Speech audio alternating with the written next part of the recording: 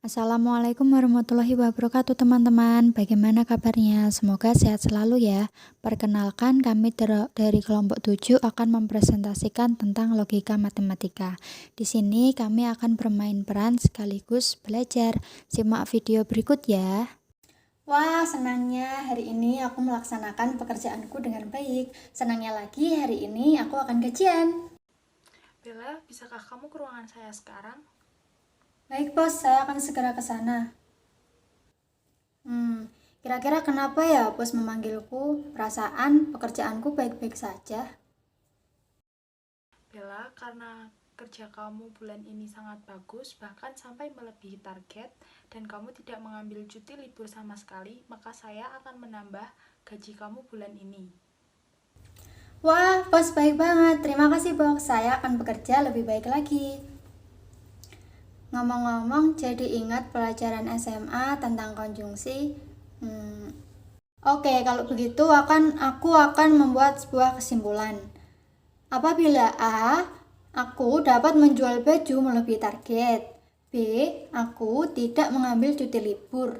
Maka A konjungsi B, aku akan mendapat bonus gaji. Kemudian apabila A, aku dapat menjual baju melebihi target, dan B, aku mengambil jatah cuti libur. Maka A konjungsi B, aku tidak akan mendapat bonus gaji.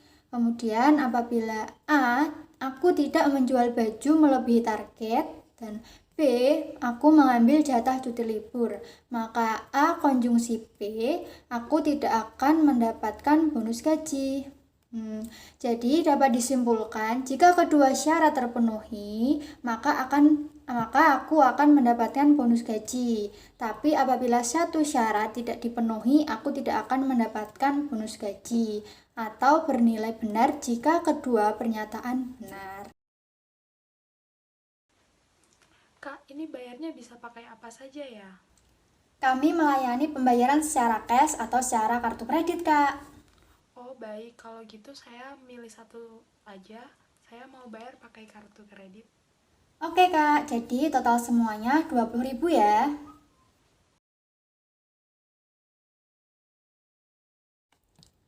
Jadi dapat digambarkan, misalnya A, pembeli dapat membayar lewat cash, B, pembeli dapat membayar lewat kartu kredit. Maka A disjungsi B sama dengan pembeli dapat membayar lewat cash atau kartu kredit.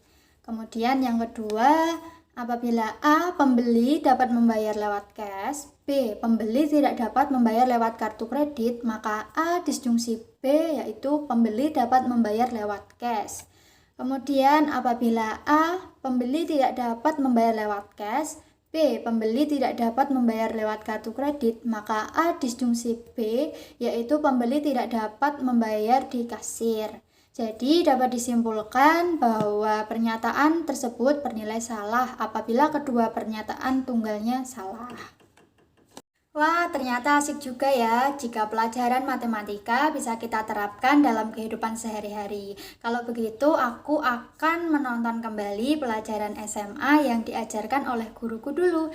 Ikut menyimak ya.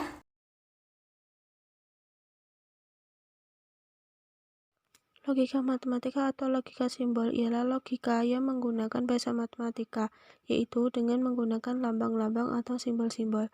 Pernyataan adalah kalimat yang mempunyai nilai benar atau salah, tetapi tidak sekaligus benar dan salah. Contohnya, yang pertama, Al-Quran adalah sumber hukum pertama umat Islam, pernyataan dan bernilai benar.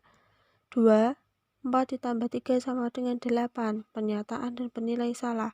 3. Rapikan tempat tidurmu, bukan pernyataan, sehingga tidak bernilai salah. Kalimat terbuka adalah kalimat yang belum tentu bernilai benar atau salah. Kalimat terbuka biasanya ditandai dengan adanya variabel atau peubah. Jika variabelnya diganti dengan konstanta dalam semesta yang sesuai, maka kalimat itu akan menjadi suatu pernyataan.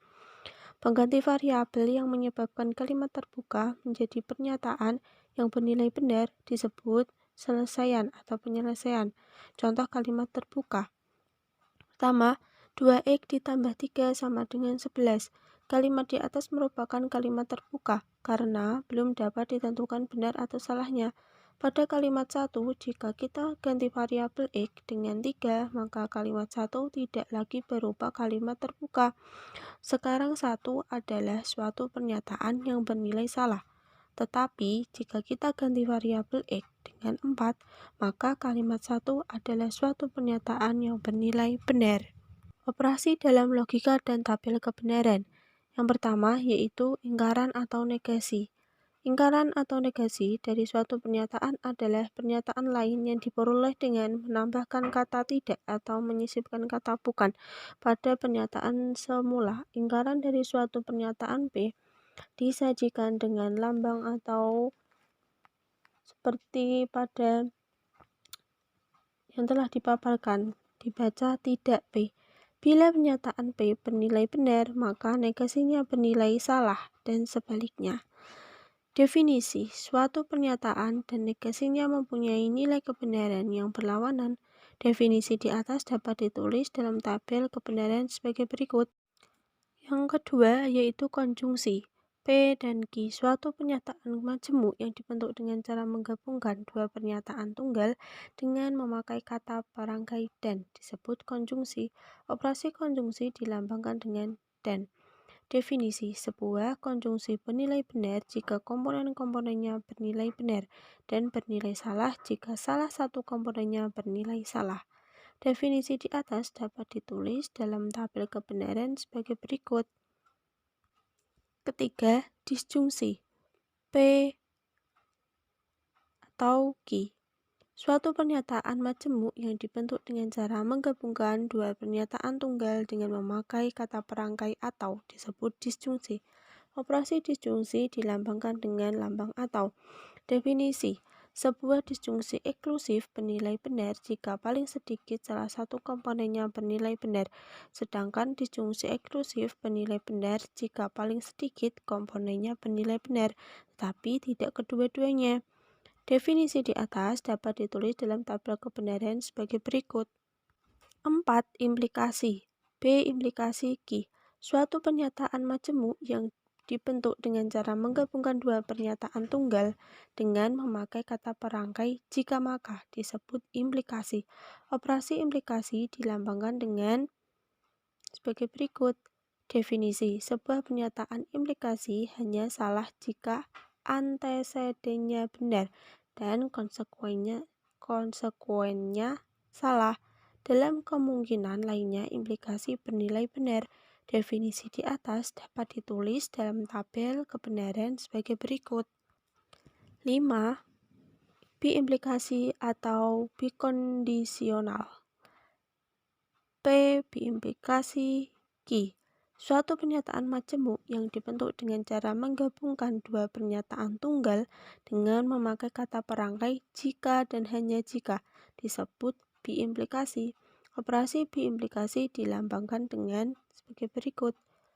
Definisi sebuah pernyataan biimplikasi bernilai benar jika komponen-komponennya mempunyai nilai kebenaran sama.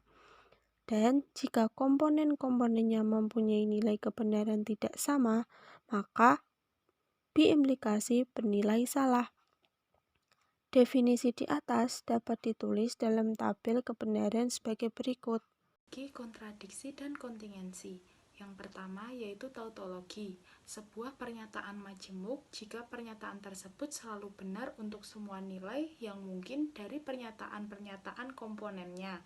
Artinya, jika ada suatu pernyataan yang sama nilai kebenarannya, B atau benar, tanpa memandang nilai kebenaran komponen-komponen penyusunnya, contoh seperti pada tabel. Kemudian, kontradiksi. Sebuah pernyataan majemuk jika pernyataan tersebut selalu bernilai salah untuk semua nilai yang mungkin dari pernyataan-pernyataan komponennya. Artinya, jika ada suatu pernyataan yang semua nilai kebenarannya salah tanpa memandang nilai kebenarannya dari komponen yang lain, istilah lain dari kontradiksi adalah mustahil. Contoh seperti pada tabel.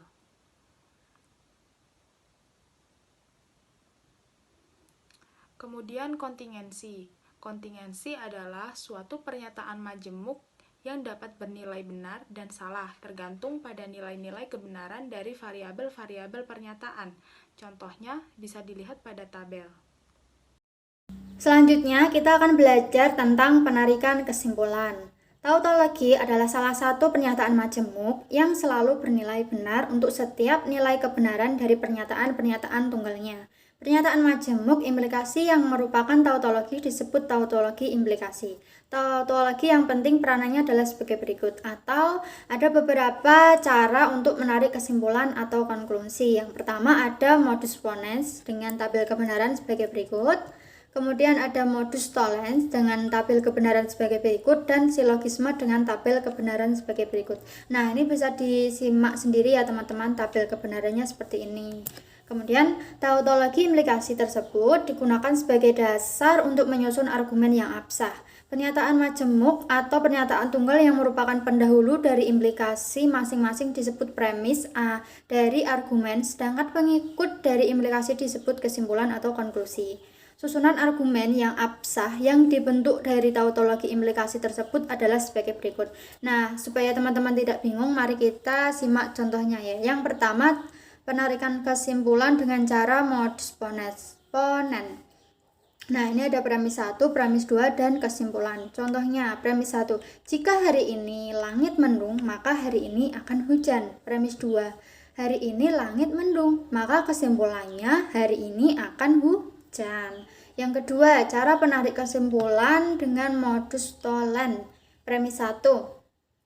Contohnya, jika hari ini langit mendung, maka hari ini akan hujan.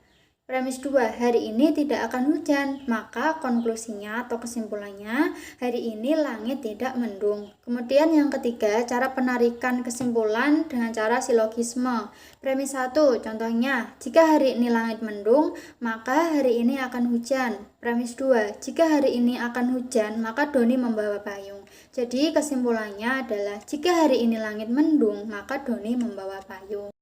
Baik, terima kasih kepada teman-teman yang udah menyaksikan kita bermain peran dan belajar bersama. Semoga teman-teman paham dengan apa yang kami sampaikan. Mohon maaf apabila ada kesalahan. Kemudian ada latihan soal, silahkan dikerjakan ya.